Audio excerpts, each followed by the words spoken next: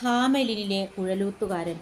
മധ്യകാലഘട്ടത്തിൽ ജർമ്മനിയിലെ ഹാമെലിൻ പട്ടണത്തിലെ കുട്ടികൾ കൂട്ടത്തോടെ അപ്രത്യക്ഷരാവുകയോ മരിച്ചു പോവുകയോ ചെയ്തുവെന്ന് പറയപ്പെടുന്നു.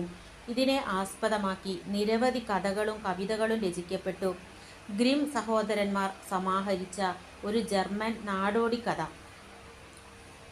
എലികൾ, എലികൾ, സർവത്ര എലികൾ.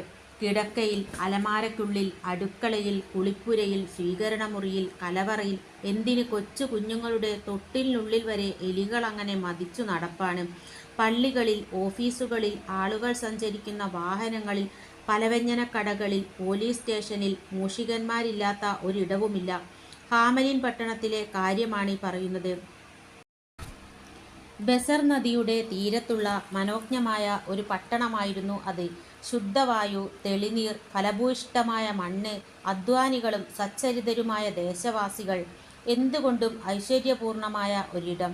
പക്ഷേ പറഞ്ഞിട്ടെന്തു കാര്യം? അതൊക്കെ പഴയ കഥ. ഇന്നെല്ലാം താറുമാറായിരിക്കുന്നു. ഹാമലിൻ വാസികൾ സ്വസ്ഥതയെന്തെന്നറിഞ്ഞിട്ട് നാളേറെയായിരിക്കുന്നു.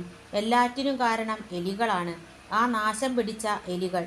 എലികൾ അത്ര കുഴപ്പക്കാരാണോ എന്നു നിങ്ങൾ ചിന്തിച്ചേക്കും. കാരണം എല്ലായിടത്തുമുണ്ട് എലികൾ. അവയ്ക്ക് അത്യാവശ്യം കുഴപ്പങ്ങളും കുണ്ടാമണ്ടികളുമൊക്കെ ഒപ്പിക്കാറുണ്ടെങ്കിലും ആരും അതത്ര കാര്യമായി എടുക്കാറില്ല. അതുപോലല്ല ഹാമലിനിലെ എലികൾ. അവർ ഒന്നും രണ്ടുമല്ല, ആയിരക്കണക്കിനാണ് അവിടെ എത്തിച്ചേർന്നിരിക്കുന്നത്. എവിടെ നിന്ന് വന്നതാണെന്ന് ആർക്കും പിടിയില്ല. ഒരു ദിവസം നോക്കുമ്പോഴുണ്ട് നിരത്തിലൂടെ എലികളുടെ വലിയൊരു ഘോഷയാത്ര കടന്നു വരുന്നു. ആളുകൾ അമ്പരന്ന് നിൽക്കെ മൂഷികപ്പട എല്ലായിടത്തും വ്യാപിച്ചു. ദിവസങ്ങൾ കൊണ്ട് അവ പെറ്റുപെരുകി. തെരുവുകളും മുറ്റങ്ങളും വീടുകളും അവർ കയ്യേറി. അവർക്ക് ആരെയും ഒന്നിനെയും പേടിയുണ്ടായിരുന്നില്ല. എവിടെയും പാഞ്ഞുകയറും. നിങ്ങൾ ചുവരിൽ തൂക്കിയിട്ടിരിക്കുന്ന കോട്ടെടുത്ത് ഇടാൻ ഭാവിക്കുമ്പോൾ അതിൻ്റെ പോക്കറ്റിനുള്ളിൽ ഒരെലി.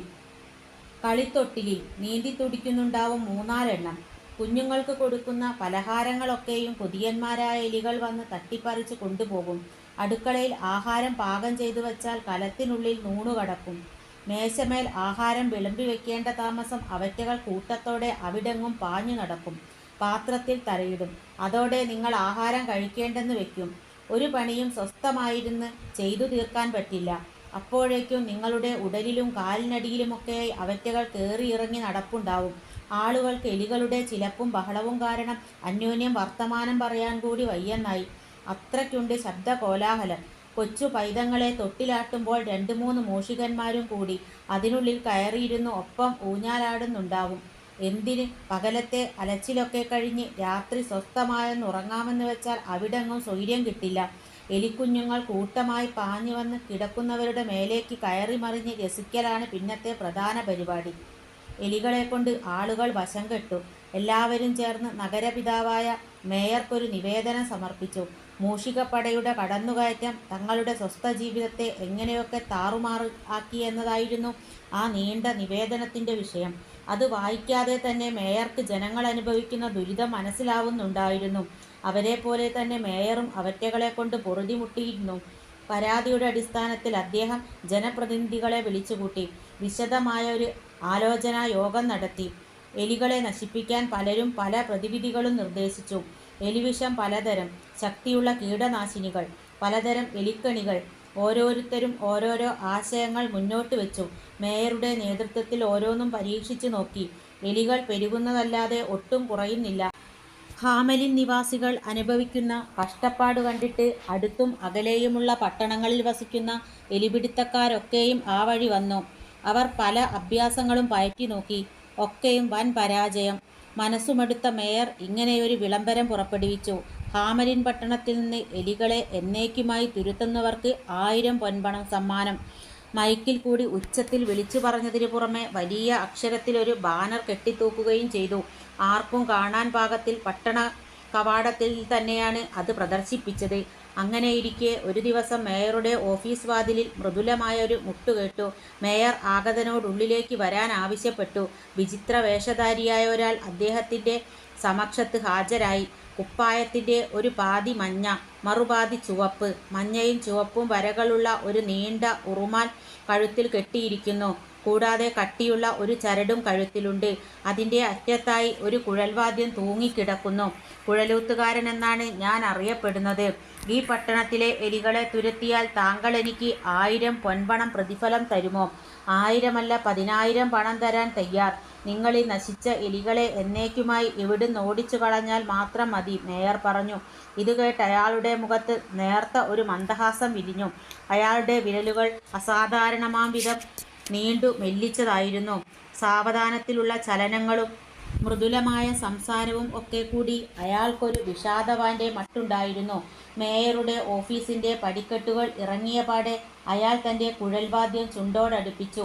അത്ഭുതമായൊരു ഈണം പുറപ്പെട്ടു. നേർത്തതും എന്നാൽ മായികവുമായ ഒരു പ്രത്യേക രാഗം. കുറച്ചു നേരം കൊണ്ട് എങ്ങും നിശബ്ദത പരന്നു. 10,000 മൂഷികന്മാർ ഓടുകയും ചാടുകയും കരളുകയും ചെയ്യുന്ന പണികൾ നിർത്തിവെച്ച് എന്നിട്ട് ഈണം പുറപ്പെടുന്ന ദിക്കറിയാൻ ഏകാഗ്രതയോടെ ചെവികൾ കൂർപ്പിച്ചു. പിന്നത്തെ കോലാഹലമൊന്നും വിവരിക്കാനാവില്ല. മൂഷികന്മാരുടെ ഒരു കൂട്ടപ്പെരളി. നിലവറ കുണ്ടുകളിൽ നിന്നും കളപ്പുരകളിൽ നിന്നും മച്ചിൻപുറങ്ങളിൽ നിന്നും അവറ്റകൾ കൂട്ടം കൂട്ടമായി കുഴൽവാദ്യം പുറപ്പെട്ട ദിക്കിലേക്ക് പാഞ്ഞു. ആളുകൾ ആ കാഴ്ച കണ്ട് അന്തം വിട്ടങ്ങനെ നിൽക്കയാണ്. കുഴലൂത്തുകാരൻ പട്ടണത്തിലെ തെരുവുകളും ഇടവഴികളും പിന്നിട്ട് മുന്നോട്ട് പോവുകയാണ്. വശ്യതയാർന്ന ഈ ഈണം അയാളുടെ കുഴലിലൂടെ അനുസ്യൂതമായങ്ങനെ ഒഴുകുന്നു. എലികൾ ഒന്നടങ്കം അയാളെ പിന്തുടരുന്നു. അയാളുടെ കണ്ണുകൾ ഒരു പ്രത്യേക മട്ടിൽ തിളങ്ങുന്നുണ്ടായിരുന്നു. ഓടകൾ, തെരുവിൻ്റെ ഇരുണ്ട മൂലകൾ, പൂന്തോട്ടങ്ങൾ, കോവണിച്ചുവടുകൾ, ഗോതമ്പ് വയലുകൾ, എവിടെയെല്ലാം എലികൾ പതുങ്ങിയിരിപ്പുണ്ടോ അവിടെ നിന്നെല്ലാം അവ പുറത്തേക്ക് കുതിക്കുന്നുണ്ടായിരുന്നു. കുഴലൂത്തുകാരൻ മുന്നിൽ, ലക്ഷോപലക്ഷം മൂഷികന്മാർ പിന്നാലെ. തെരുവീതിയുടെ ഇരുവശത്തും അവിശ്വസനീയമായ ഈ കാഴ്ച കാണാൻ തടിച്ചുകൂടിയ ജനങ്ങൾ. നടന്ന് അയാൾ വെസർ നദിക്കരിയിലെത്തി. എന്നിട്ട് നദിയിലിറങ്ങി 3-4 കാലടികൾ മുന്നോട്ട് വെച്ചു. കുഴലൂത്തുകാരൻ്റെ പിന്നാലെ പാഞ്ഞ എലികൾ രണ്ടാമതൊന്നും ആലോചിക്കാതെ പുഴയിലേക്ക് എടുത്തു ചാടി. അവ ഒന്നോടെ ആ പെരുവെള്ളത്തിൽ മുങ്ങി ചത്തുപോയി. അവസാനത്തെ എലിയും പുഴയിൽ ചാടും വരെ അയാൾ കുഴലൂതിക്കൊണ്ട് അതേ നിൽപ്പ് തുടർന്നു. അങ്ങനെ ഏറെ മാസങ്ങളായി ഹാമലിൻ പട്ടണത്തെ നരകതുല്യമാക്കിയ ആ മൂഷികർ ഒന്നോടെ ചത്തൊടങ്ങി. ജനങ്ങൾ സന്തോഷത്താൽ ആർപ്പു വിളിച്ചു. അവർ തെരുവീഥികളിൽ നൃത്തം ചെയ്തു. കുട്ടികൾ തുള്ളിച്ചാടി. കുഴലൂത്തുകാരൻ മേയറുടെ ഓഫീസിൽ ചെന്നിട്ട് പറഞ്ഞു, ഞാനെൻ്റെ ജോലി ഇതാ പൂർത്തിയാക്കിയിരിക്കുന്നു. ഇനി തരാമെന്നേറ്റ 1000 പൊൻപണം തരൂ. മേയറുടെ മുഖം മാറി. പുഞ്ചിരിയുടെ സ്ഥാനത്ത് ധിക്കാരം നിറഞ്ഞ ഭാവം. 1000 പൊൻപണമോ? വെറുതെ ഈ കുഴലെടുത്തൊന്ന് ഊതി നിസ്സാരമായൊരു രാഗം കൽപ്പിച്ചതിനോ? 50 പൊൻപണം തരാം. വേണമെങ്കിൽ ചെയ്ത സേവനത്തിന് കുപ്പായത്തിന്മേൽ ഒരു ബഹുമതി ചിഹ്നം കൂടി കുത്തിത്തരാം. മൂഷികപ്പട ഒന്നൊഴിയാതെ ചത്തൊടുങ്ങി കിട്ടി. ഇനി എന്തിന് അത്രയും വലിയ ഒരു തുക വെറുതെ സമ്മാനമായി കൊടുക്കണം? എളിയവനായ ഈ കുഴലൂത്തുകാരന് വല്ല നിസ്സാര തുകയും കൊടുത്ത് ഒഴിവാക്കിയേക്കാം. ഇങ്ങനെ പോയി മേയറുടെ ചിന്തകൾ. അപ്പോൾ നേരത്തെ പറഞ്ഞുറപ്പിച്ച തുക നിങ്ങളെനിക്ക് തരില്ല അല്ലേ? അവസാന വാക്കെന്നോണം കുഴലൂത്തുകാരൻ ഒരിക്കൽ കൂടി മേയറോട് ചോദിച്ചു. ഇല്ല, 50-ൽ കൂടുതൽ ഒരു ചില്ലി പോലും നിങ്ങൾക്കു ഞാൻ തരാൻ പോണില്ല, മേയർ തറപ്പിച്ച് പറഞ്ഞു. കുഴലൂത്തുകാരൻ ഒരക്ഷരം പോലും പറയാതെ നേരെ പുറത്തിറങ്ങി. എന്നിട്ട് ഹാമലിൻ പട്ടണത്തിൻ്റെ പ്രധാന വീതിയിലെത്തി. ഒരിക്കൽ കൂടി കുഴൽവാദ്യം അയാൾ ചുണ്ടോട് ചേർത്തു. ഇത്തവണ ഒഴുകി വന്ന നാദം ആരുടെയും മനമയക്കുന്നതായിരുന്നു. കാതിന് ഇമ്പം പകരുന്ന ആ മനോജ്ഞരാഗം ഹാമലിലെങ്ങും ഒഴുകി നടന്നു. അപ്പോഴുണ്ട് കുട്ടികൾ ആ മധുരനാദത്തിനൊത്ത് താളം പിടിച്ചും ചുവട് വെച്ച് നൃത്തം ചെയ്തും അണിയണിയായി അങ്ങനെ എത്തിച്ചേരുന്നു. മൈതാനത്ത് കളിച്ചുകൊണ്ടിരുന്നവരും വീട്ടിനുള്ളിൽ വിശ്രമിക്കുന്നവരും അമ്മമാരുടെ മാർത്തട്ടിൽ മയങ്ങിക്കിടന്ന പൈതങ്ങളും അവരോടൊപ്പം ചേർന്നു. ആ പട്ടണത്തിലെ സകലമാന കുട്ടികളും കൈകോർത്ത് നൃത്തം ചെയ്തുകൊണ്ട് കുഴലൂത്തുകാരൻ്റെ പിന്നാലെ കൂടി. അച്ഛനമ്മമാർ ഇത് കണ്ടമ്പരന്നു. അവർ എങ്ങനെയൊക്കെ ശ്രമിച്ചിട്ടും അവരെ പിന്തിരിപ്പിക്കാനായില്ല. വെസർ നദിയുടെ തീരത്തുകൂടി നടന്ന് നീണ്ടുപോയ ഒറ്റയടിപ്പാത പിന്നിട്ട് കുഴലൂത്തുകാരനും കുട്ടികളും ചെങ്കുത്തായ ഒരു മല ലക്ഷ്യമാക്കി മുന്നോട്ടു നീങ്ങി. മലയുടെ മുന്നിലെത്തിയപ്പോൾ അയാൾ പുതിയൊരു രാഗം പൊഴിച്ചു. അതാ മലയുടെ ചരിവിലായി ഒരു ചെറുവാതിൽ തുറന്നു വരുന്നു. അയാൾ കുട്ടികളെ അതിനുള്ളിലേക്ക് ആനയിച്ചു. പൊട്ടിച്ചിരികൾ ഉതിർത്തുകൊണ്ട് കുട്ടികൾ തുള്ളിച്ചാടി. അത്യാഹ്ലാദത്തോടെ അവർ കുഴലൂത്തുകാരൻ കാട്ടിയ വഴിയെ നടന്നു. പട്ടണവാസികൾ സ്തബ്ധരായങ്ങനെ നിലകൊണ്ടു. അവർക്ക് ബാലകരെ ഒരു വിധത്തിലും തടയാനായില്ല. അങ്ങനെ ഹാമലിൻ പട്ടണത്തിലെ കുട്ടികളെല്ലാവരും നിഗൂഢമായ ഏതോ ഒരിടത്തേക്ക് പോയി മറഞ്ഞു. മുടന്തനായ ഒരു ബാലൻ മാത്രം പിന്നിൽ അവശേഷിച്ചു. നടക്കാൻ ബുദ്ധിമുട്ടാകയാൽ അവൻ ഏറെ പിന്നിലായിപ്പോയി. അവൻ കുന്നിൻ ചരിവിലെത്തുമ്പോൾ ആ ഗുഹാവാതിൽ അടഞ്ഞു കഴിഞ്ഞിരുന്നു. ഒറ്റയ്ക്കായിപ്പോയ ആ പിഞ്ചുബാലൻ കുന്നിൻ ചരിവിലിരുന്നു തേങ്ങിക്കരഞ്ഞു. തൻ്റെ കൂട്ടുകാരെ ഓരോരുത്തരെയായി പേര് ചൊല്ലി വിളിച്ചു. പക്ഷേ വിളി കേൾക്കാൻ ആരുമേ ഉണ്ടായിരുന്നില്ല. നോക്കി നിൽക്കെ ആ വാതിലും മറഞ്ഞുപോയി. അതിൽ പിന്നെ നമ്മുടെ കുഴലൂത്തുകാരനെയോ കുട്ടികളെയോ ആരും ഇന്നേ വരെ കണ്ടിട്ടില്ല. പക്ഷേ മലയുടെ ചരിവിൽ നിന്ന് കുട്ടികളുടെ മണിനാദം പോലുള്ള ചിരിമുഴക്കങ്ങൾ ഇടയ്ക്കിടെ കേൾക്കാറുണ്ടെന്ന് ചിലരൊക്കെ പറയുന്നു. ഒപ്പം ആരുടെയും ഹൃദയത്തെ പിടിച്ചുലയ്ക്കും വിധം നിഗൂഢ വശ്യതയാർന്ന കുഴലൂത്തിൻ്റെ ഈണവും അവിടെങ്ങും ഒഴുകി പരക്കാറുണ്ടത്രേ.